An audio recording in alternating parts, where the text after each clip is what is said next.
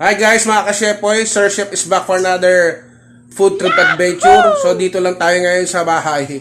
At may pinagmamalaki ang aming kasambahay. Sabi ni Kuya War, may tikman daw akong pagkain na niluto niya. Experiment niya. So tara, samahan niyo ako. Let's go. Okay guys, ayan oh.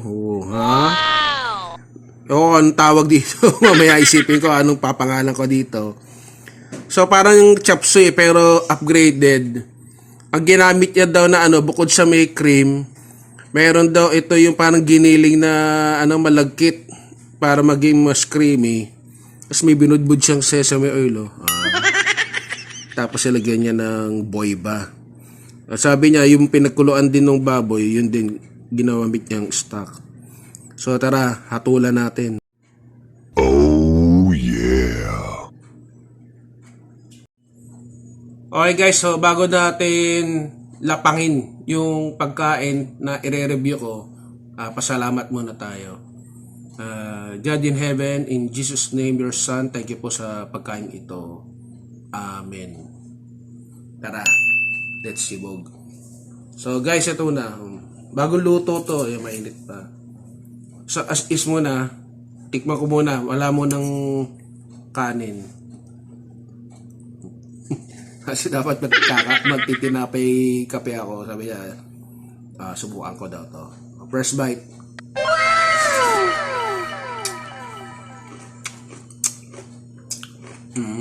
Tama. Parang na-upgrade na chop suey. Pwede. Lagyan natin na kanin. So para siyang upgraded na chop suey guys. Manamis-tamis kasi nga doon sa cream. Tapos kaya malapot yung sauce niya. Ilagyan niya daw ng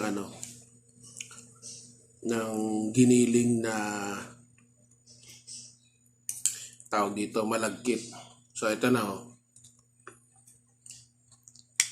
So ang pwede natin tawagan dito creamy chop suey ang dating nito. Masarap, no? So, pwede pang upgrade. Sakto lang naman kasi nilagay niya. So, pwede pa itong i-upgrade sa ibang level. No? Dagdagan nyo na lang ingredients. Kung alam niyo yung chop suey, ito, ginawa niya, no? Sige, ito na. Wow! So, galing nga.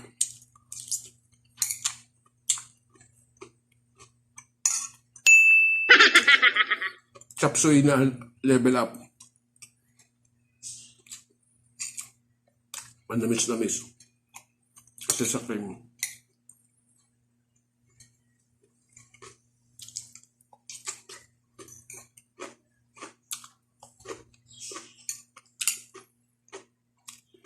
Boyba.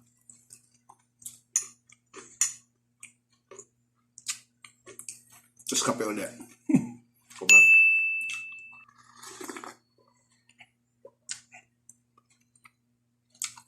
Okay guys, so mini food review lang to, no?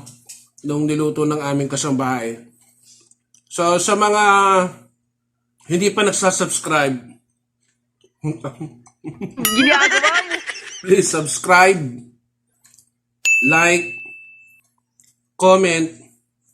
At sa mga nanonood po, maraming salamat po sa inyong pagsuporta.